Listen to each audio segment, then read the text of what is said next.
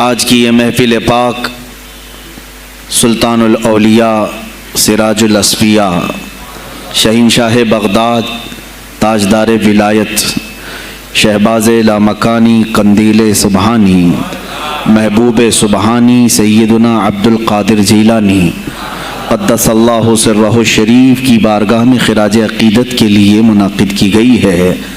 اس دربار میں میں اپنی گفتگو سے پہلے ان کے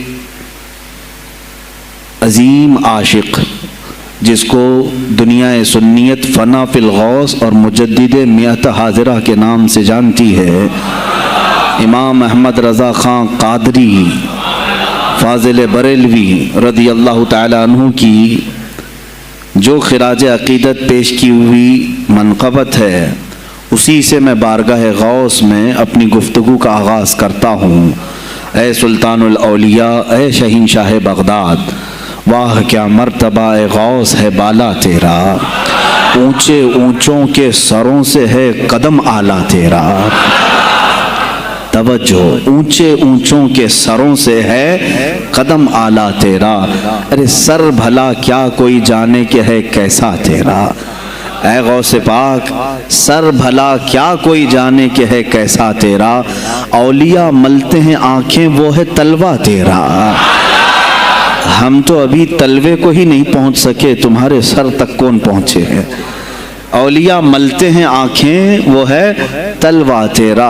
وہ شہنشاہ بغداد اگر ممبر پر کھڑے ہو کر کے اعلان کر دے قدمی ہادی علی رقبت کل ولی اللہ، میرا یہ پاؤں تمام اولیاء کی گردنوں پر ہے، تو پھر ہند کے خطے سے معین الدین اجمیری بھی یہ کہتے ہوں کہ بل علی رأسی و علی عینی، اے سلطان الاولیاء صرف آپ کا قدم گردن پر نہیں میرے سر پر بھی ہے۔ اور پھر اولیاء کاملین نے پکار کر کے دربار غوث میں یوں کہا تھا جب آپ نے اعلان کیا میرا یہ قدم اولیاء کی گردنوں پر ہے، جس کی گردن بنی ممبر اولیاء، جس کا ممبر بنی گردن اولیاء، اس قدم کی کرامت پہ لاکھوں سلام۔ انہوں نے جب اعلان کیا تو کیا اولیاء کاملین نے جواب میں کیا کہا تھا؟ جواب میں کیا کہا تھا؟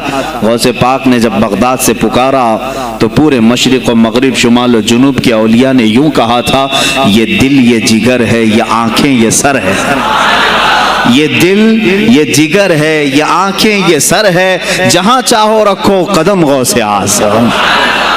گردن ہی کیا ہے، یہ دل ہے، یہ جگر ہے، یہ آنکھیں ہیں، یہ سر ہے، آپ کی مرضی جہاں ہو میرے آقا آپ قدم رکھتے ہیں، جہاں چاہو رکھو قدم غوث اعظم۔ عزیزان گرامی وقار، تاجدار بریلی نے شہنشاہ بغداد کی بارگاہ میں پیش اس طرح سے کیا کہ جو ولی قبل ہوئے یا بعد ہوئے سب ادب رکھتے ہیں دل میں میرے آقا تیرا، سارے اقطاب جہاں کرتے ہیں کعبے کا طواف، کعبہ کرتا ہے طواف در والا تیرا۔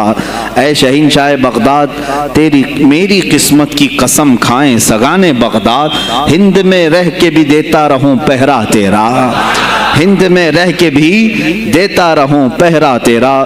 سرکار بغداد کی بارگاہ میں پھر استغاثہ کرتے ہوئے اعلیٰ حضرت بریلوی رحمۃ اللہ تعالی علیہ یوں عرض کرتے ہیں، اے شہنشاہ بغداد، تجھ سے در، در سے سگ، اور سگ سے ہے مجھ کو نسبت، میری گردن میں بھی ہے دور کا ڈورا تیرا۔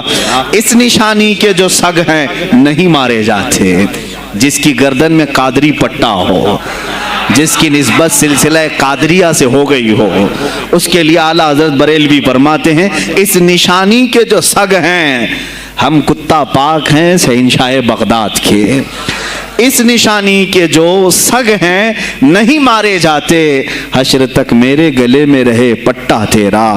اور اے سننے والو، میں نے اپنے آپ کو سگ کہا، کتا کہا، تو کہیں تم اس خیال میں نہ آ جانا کہ کتا معمولی ہوتا ہے۔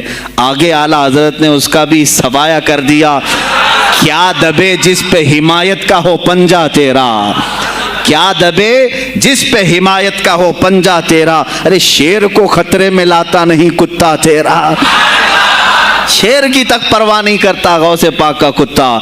تو میں نے اپنے آپ کو کتا کہا تو اس بھول میں نہ رہ جانا کہ کتے کو کوئی بھی مار لے جائے گا, اٹھا لے جائے گا. ہم نے کہا ہے دربار غوث کا کتا جو شیر کو بھی خطرے میں نہیں لاتا ہے. عزیزان گرامی وقار, بارگاہ غوث میں جو جھوم کر کے اشعار امام احمد رضا خان فاضل بریلوی رحمۃ اللہ تعالی علیہ نے بیان کیے ہیں, وہی ہماری گفتگو کا خلاصہ بھی ہیں. سرکار بغداد سیدنا عبد القادر جیلانی رضی اللہ تعالیٰ عنہ, یقیناً آپ کے ولی کامل ہونے پر تقریباً پوری امت کا اتفاق ہے. اتفاق کا مطلب صرف بریلویوں کا نہیں, دیوبندی بھی مانتے ہیں, اہل حدیث بھی مانتے ہیں, شیعہ بھی مانتے ہیں. غوث پاک رضی اللہ تعالیٰ عنہ کی ولایت سے ان میں سے کسی کا انکار نہیں. آج بھی بغداد میں جائیں, لنگر بٹ رہا ہوتا ہے, شیعہ بھی کھا رہے ہیں. غوث پاک رضی اللہ تعالیٰ عنہ کا لنگر آج بھی بٹ رہا ہے. بغداد کی وہ ایک ایسی بارگاہ ہے جہاں سنی اور شیعہ دونوں ہیں, دونوں تسلیم کرتے ہیں ان کی ولایت کو. اب رہے بات اہل حدیث کی یا دیوبند کی, ان کی کتابیں اٹھاؤ تو پتہ چل جائے گا کہ غوث پاک کے متعلق انہوں نے کیا کیا نہیں لکھا.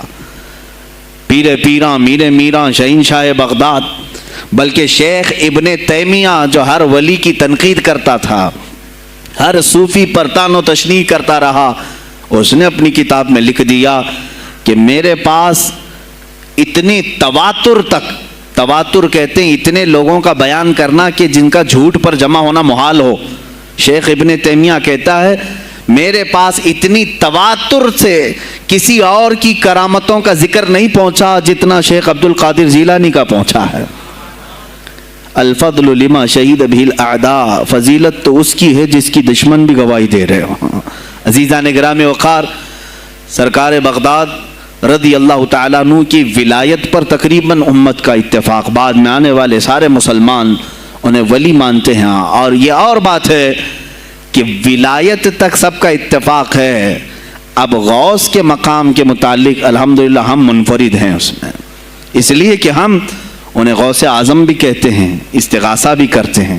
یہ ایک الگ ٹاپک ہے جہاں شرک بدعت اور کفر کے فتوے لگتے ہیں کہ بریلوی اللہ کو چھوڑ کر اولیاء سے مانگتے ہیں, اور یہ بیویوں سے مانگ لیں تو کوئی حرج نہیں, ہاں اپنے بچوں سے مانگ لیں تو کوئی حرج نہیں, بلکہ چپراسی اور نیتاؤں سے مانگ لیں تو کوئی حرج نہیں. کسی صاحب نے آ کر کے مجھ سے کہا تھا آپ غوث اعظم کیوں کہتے ہیں؟ اعظم اللہ ہوتا ہے سب سے اعظم. غوث کہیں ٹھیک ہے. سلفی صاحب تھے, ہم نے کہا کہ آپ کو سرکار عبد القادر جیلانی کو غوث اعظم کہنے پر اعتراض ہے, لیکن ایک چوڑا چمار ملک کا پرائم منسٹر بن جائے تو اسے وزیر اعظم کہہ دیتے ہیں, کوئی دقت نہیں آپ کو, وہاں اعظم کہتے ہیں آپ. اعظم کہنے میں آپ کو وہاں جھجک بھی نہیں آتی, اور غوث پاک کو اعظم کہنے میں آپ کو شرم آنے لگتی ہے. یہ اپنے اپنے نصیبے کی بات ہے. آپ کا اعظم کوئی اور ہے, ہمارا اعظم کوئی اور ہے. عزیزان گرامی, سرکار بغداد شہنشاہ ولایت سلطان الاولیاء سیدنا عبد القادر جیلانی رضی اللہ تعالیٰ عنہ, ماں کے پیٹ سے ہی ان کو ولایت عطا کی گئی. یہ وہ اولیاء میں سے ہیں جن کا پیدائشی اللہ تعالیٰ نے منتخب فرمایا ہے. بلکہ جس وقت آپ کی ولادت ہوئی, یہ شعبان کا آخری دن, اور آپ کی والدہ ماجدہ کے بطن سے آپ اس عمر میں پیدا ہوئے جب عورتوں میں اولاد کی امید ختم ہو چکی ہوتی. آپ کی ماں کی عمر 60 سال کی تھی جب آپ پیدا ہوئے. یہ خود اپنے آپ میں ایک کرامت ہے. اور سرکار بغداد رضی اللہ تعالیٰ عنہ جب جیلان میں پیدا ہوئے تو آپ کا معمول تو دیکھیں, آپ کی ماں خود بتاتی ہیں, دوسرے سال غالباً لوگوں کو چاند میں شک ہو گیا, 29 کا چاند نظر آیا کہ نہیں آیا. بعض کہنے لگے ہو گیا ہوگا, بعض کہنے لگے نہیں ہوا ہوگا. تو یوم الشک کہتے ہیں, یعنی 30واں جو شعبان کا ہوتا ہے, وہ ایک رمضان بھی ہو سکتا ہے, 30 شعبان بھی. تو لوگ آئے حضرت فاطمہ ام الخیر کے پاس جو غوث پاک کی ماں ہے, پوچھا کہ کل کا چاند ہوا کہ نہیں ہوا, ہمیں شک ہو گیا ہے. آپ نے کہا چاند ہو گیا ہے اور رمضان شروع ہو چکا ہے. کہا کیسے؟ کہا صبح سے میرا بیٹا عبد القادر دودھ کو منہ نہیں لگایا ہے, اور میرے بیٹے کا یہ معمول ہے پچھلے رمضان سے ہی. جس وقت غوث پاک پیدا ہوئے رمضان شروع تھا. ان کی ماں کہتی ہیں سحری سے لے کر افطار تک غوث پاک اپنی ماں کا دودھ نہیں پیتے تھے. یہ بچپنے میں ماں کی گود میں روزے کا آپ کے اوپر کوئی مکلف نہیں تھے، آپ احکام شریعت ابھی آپ کے اوپر لاگو نہیں تھے.